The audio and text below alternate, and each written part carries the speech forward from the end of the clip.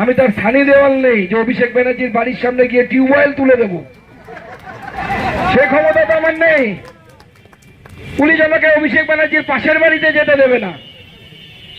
যে ব্যক্তি এতটা সিকিউরিটির মধ্যে থাকে, আমি জানি না, আমি মিডিয়াকেও বলছিলাম যে অভিষেক ব্যানার্জি একজন সাংসদ, আমি তো সাংসদ, তার উপরে একজন প্রতিমন্ত্রী, তার এত সিকিউরিটি, সেখানে কয়েকশো পুলিশ থাকে, তারপরে সুকান্ত মজুমদার যদি একা যায় সেখানে, কি করব আমি? আমি কি অভিষেক বন্দ্যোপাধ্যায়ের বাড়িতে গায়ে বোম বেঁধে নিয়ে ঢুকে যাব? এ কি সম্ভব? ভারতীয় জনতা পার্টি এই কাজ করে না। আর সব থেকে বড় কথা, অভিষেক বন্দ্যোপাধ্যায়ের বাড়িতে এত সিকিউরিটি থাকবে কেন? কি করেছেন উনি? 4টে নোবেল এনে দিয়েছেন ভারতবর্ষকে, অলিম্পিকে দৌড়ে গোল্ড মেডেল এনে দিয়েছেন, বিজ্ঞান গবেষণায় একটা গবেষণাপত্র স্থাপন করেছেন, কোন মানুষের জীবনে পরিবর্তন এনেছে? কিচ্ছু করতে পারেননি।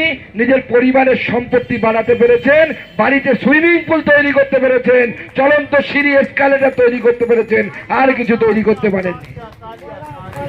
এই ধরনের অপদার্থ সাংসদ, যিনি ভোট লুট করে 7 লক্ষ ভোটে জেতেন, যিনি কোটি কোটি টাকার সম্পত্তির মালিক।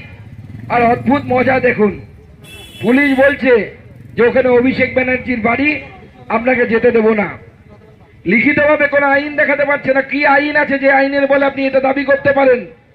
আইন ছাড়া তো কোনো কিছু হয় না। এখানে তো কাগজ দেখাবো না বললে হবে না, এখানে তো কাগজ দেখাতে হবে।